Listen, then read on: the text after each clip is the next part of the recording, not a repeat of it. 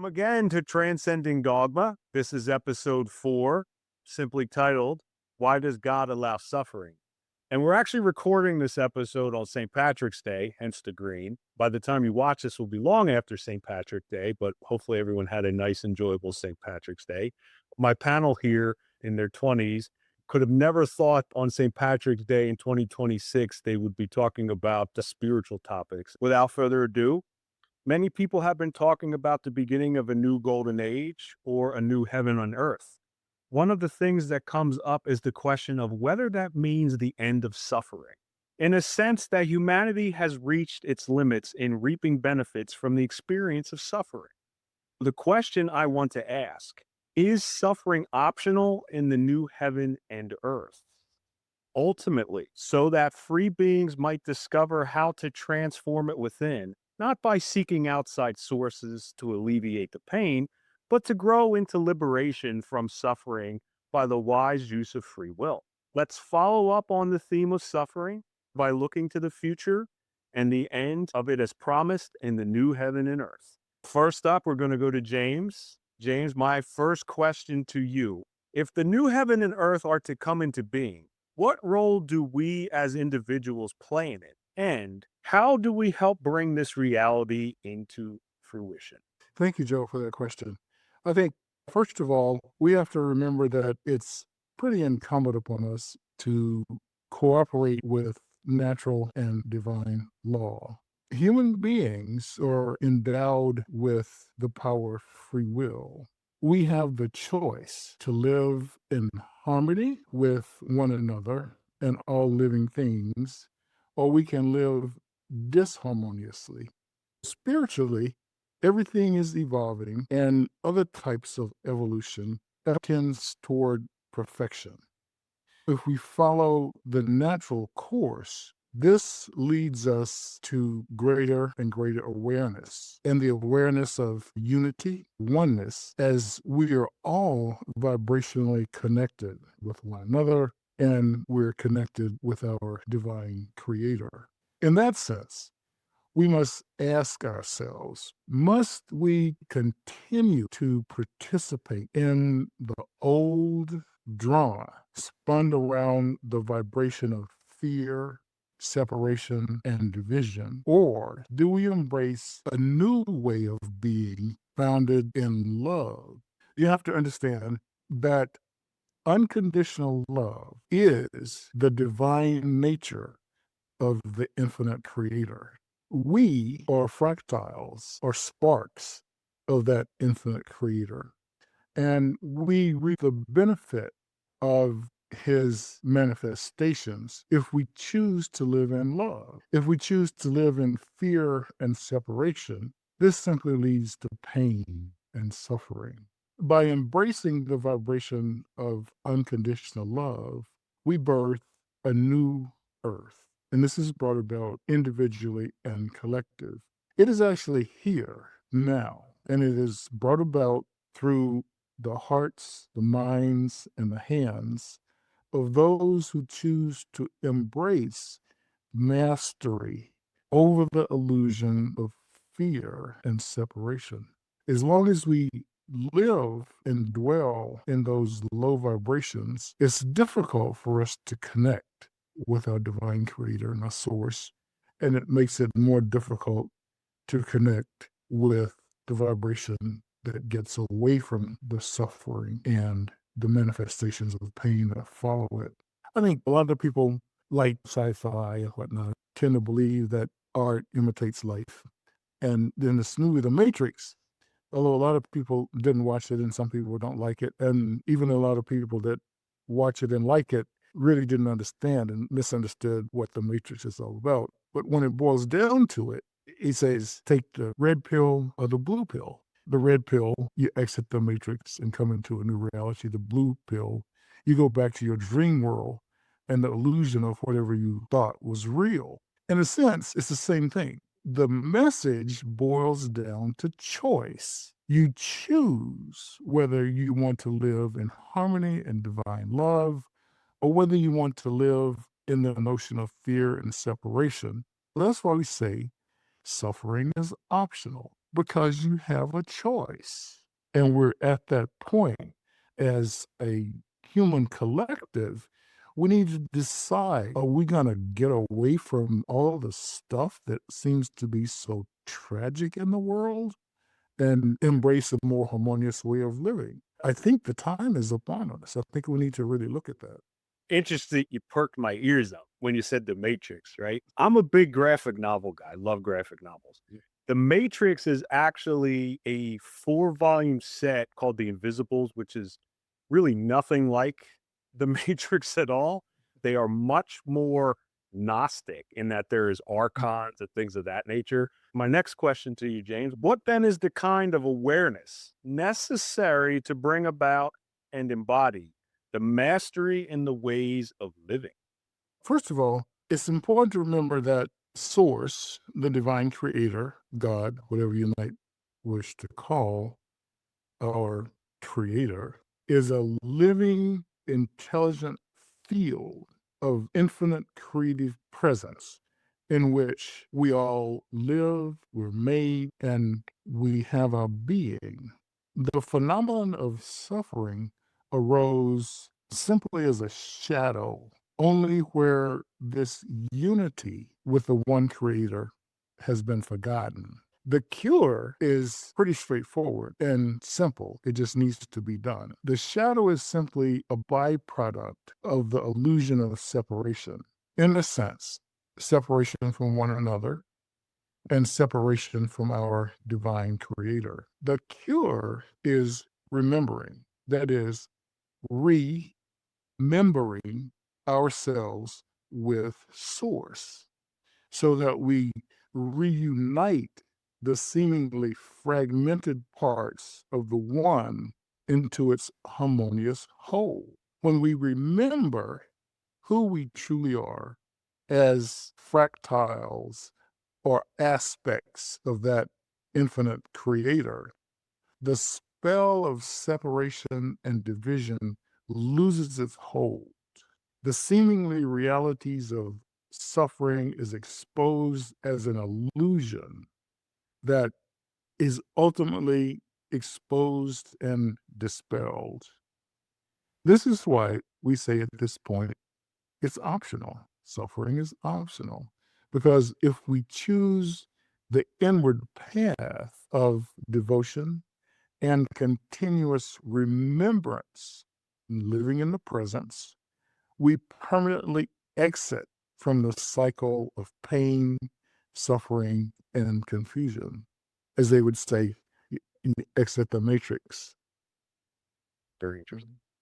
Let's go over to our friend Renny.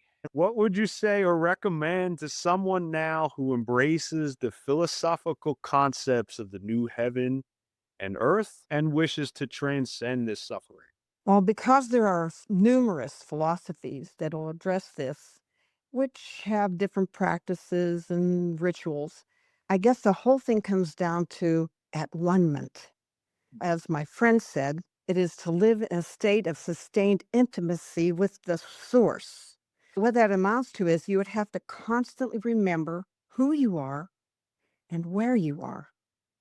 And this becomes the at one when you realize who the source is and where you came from. But to live in that constantly is the task. That is the hard part. It is being able to raise your vibration to such a degree that you will make the right choices.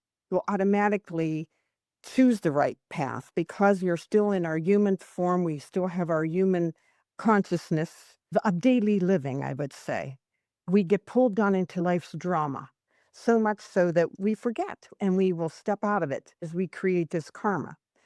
But if we could remember who we are, where we came from, that we are part of the divine, we could step into that portal, that one that crosses over and allows us to exit the matrix to a fulfillment.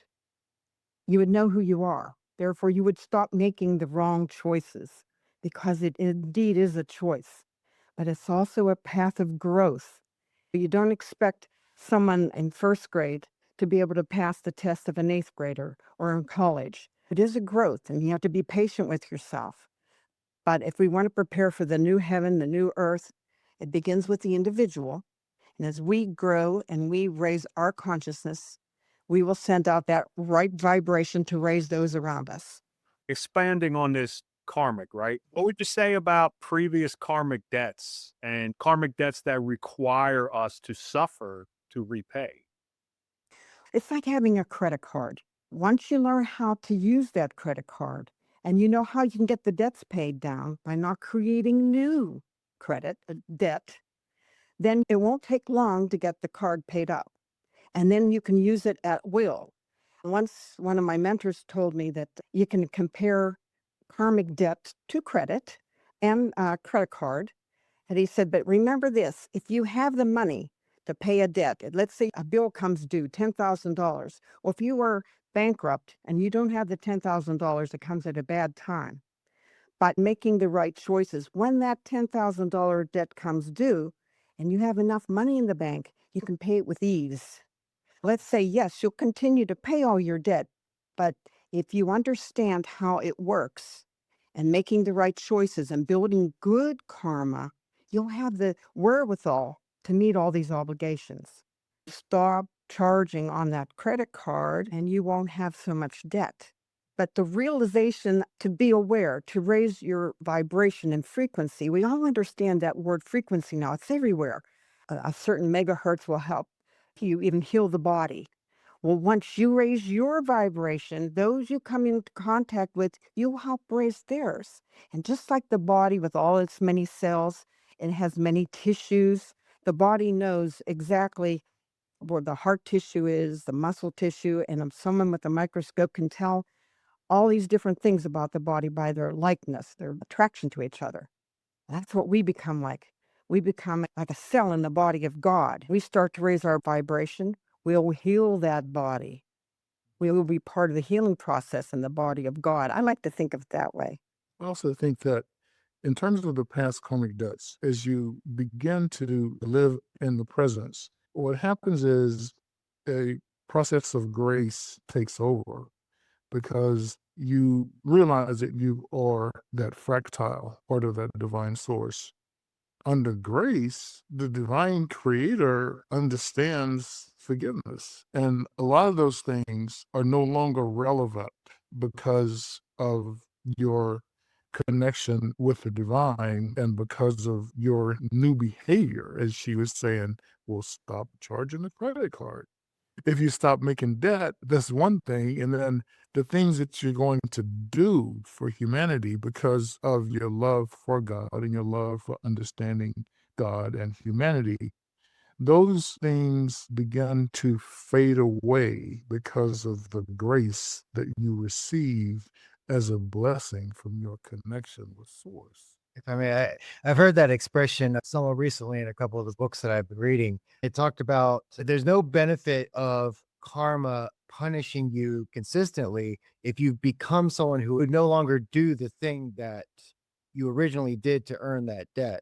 Almost like the system that we live in is set up to make us into someone who does not perform the activities that accrue karmic debt, as opposed to just punishment for the sake of punishment. Exactly. And that's why we brought in this topic of, has humanity outgrown the necessity to continue to experience suffering? Many people think that we've reached the limit of our benefit from getting anything from suffering. So why do it anymore? It's a choice. If we make the right choice, perhaps the end of suffering is near. I also like to think about our beings as we are a conduit for the divine. If we are doing the divine's work and we're creating good karma, that would be like the grease of the wheel of grace. It would automatically put us into a better mode. It'd be easier because now we're making better choices and now we're doing more for humanity. Automatically, when you start to improve yourself, you want to help others. And maybe in that help is where the grace comes in, because now we are allowing the divine to flow through us, not just to us, but through us. Another thing to think about, but take away the need of suffering. Well, that cues up my question to Mr. Mark Graham. We talked a lot about, are we done with suffering? What's the value then in suffering since it's experienced by just about everyone on earth at one time or another, including the greatest minds and masters who have ever existed, what makes suffering so special then if we all experience it? What value is there in suffering? Suffering will have whatever value the individual gives to it. Suffering is a subjective experience to an objective event. The way that we experience suffering is what really changes as we grow. For us, suffering must become the raw material that we use to create something better. Humanity has this capability and responsibility to create. That's what we've inherited from the original creative impulse. Every experience that we have is like a Lego that we can use however we choose to use it in the next thing that we create, whether that be good or whether that be evil. Suffering has value for masters because masters will approach suffering with intentionality and they will accept that suffering and then use it to create a state of being that is stronger, better, more evolved, and higher. And we have an opportunity to do the same. Some examples in popular culture of individuals who teach that type of approach to suffering are Bruce Lee, Malcolm X, and Mahatma Gandhi. It's an eye opener because most people don't want to feel that pain. And at some point, we'll probably reflect on perhaps the cause and then decide that we'll choose a better way. It's a mechanism for which the individual hones their will to decide to take control of their actions. When we talk about mastery, it's really not complicated, can be challenging. It has to do with your control of your mental faculties, your mind, your ultimate control of your physical being, and then control of your emotional being. If you can't stop your hand from picking up that second piece of cake and eating it, how are you going to control anything else? If you control your own behavior, then you begin to be able to control other things and develop that mastery over fear, the illusion of separation, and the consequences of suffering. It begins with that ability to take a little bit of charge. Let me follow up with that, James, because now you got the wheel spinning here. We live in a time of instant gratification and dopamine's everywhere. I can jump on TikTok and I can jump on Instagram and I can have all the vices that you didn't even know existed until you go on there. I see it with a lot of younger people where they're almost desensitized to everything. Everything is just thrown at them at such a young age at so many different angles. How do you combat this when you literally have technology that seeks to give you those pleasures on demand? The first thing is awareness. For us and for people that are discussing these topics, it's really important to make people aware that it's by design that that happens because the process of our development involved contrast. Some people call it duality, some people call it different things, but it's really contrast. The contrast of learning bad from good or whatever leads us to greater understanding. What's happening now is that the spiritual evolution is accelerating. The ones that designed the illusion of separation, which was the illusion of us being separated from our creator and being separated from each other, are afraid because people are becoming more aware, becoming more conscious that we are one. We are all part of the same creation. There's no separation. When we reach that point of actually realizing that we're one, we'll stop hating each other. We'll stop fighting each other. We'll stop trying to take advantage of each other for profit and professional gain. The ones that are profiting from the delusion of that separation and fear have put out myriad distractions to keep the youth's mind numb and dulled and thinking about things that are ultimately not important. What's happened is that they don't realize that the consequences of ignoring their spiritual development is detrimental because they don't have an awareness of their spiritual development.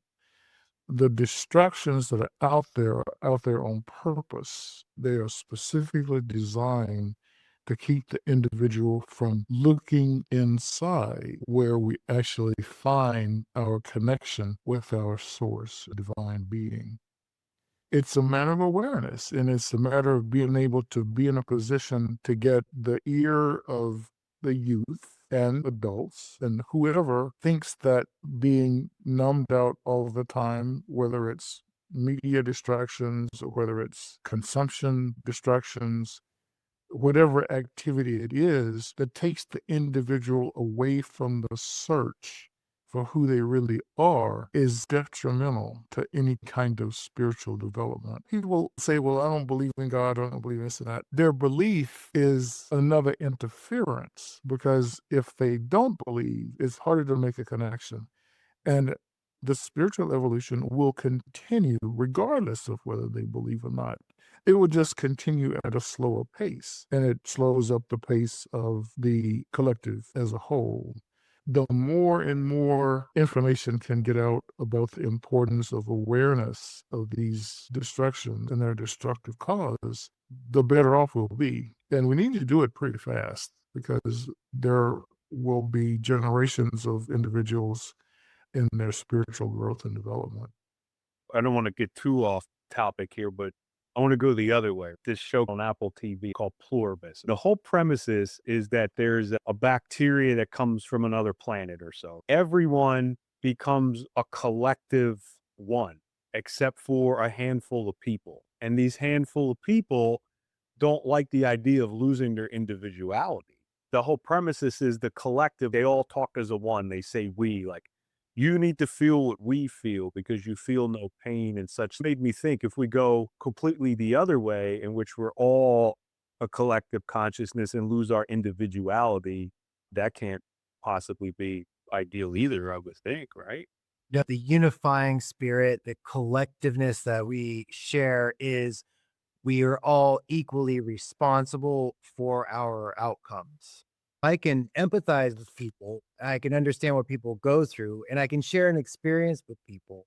I can love people and get to know someone who is different from myself. These are all expressions of unity, bring things closer together, but unity does not eliminate individuality at all. That is mob mentality eliminates individuality, or people who choose not to think and only act on base instinct. Folks get manipulated in mass by strategies that take away individuality and establishing like a collective type state of being. Well, Mark, since we got you here, we'll keep the conversation going. My last planned question I want to ask while we're here. I assume that the end of suffering doesn't happen only because of one or a few individuals are making effort to do so, and that it doesn't just happen by wishing and hoping to do so.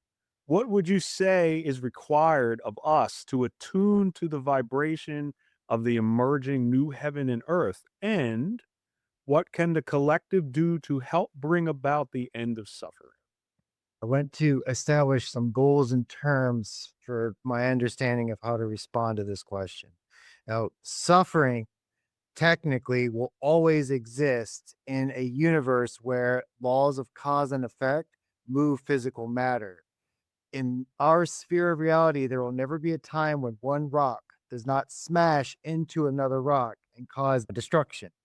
And suffering, as we think of suffering, is a necessary byproduct of a universe where change and evolution can occur. What we do have the power to do, and what we will see in the new heaven and new earth that is coming, is an end to suffering that is unusable, overwhelming, and traumatic, and unfairly experienced by folks who are the most innocent among us. In this entire discussion, I've been thinking about how to approach this from an atheist perspective. Atheists have this very famous quote that they've taken all the way back from the 3rd century BC from Epicurus.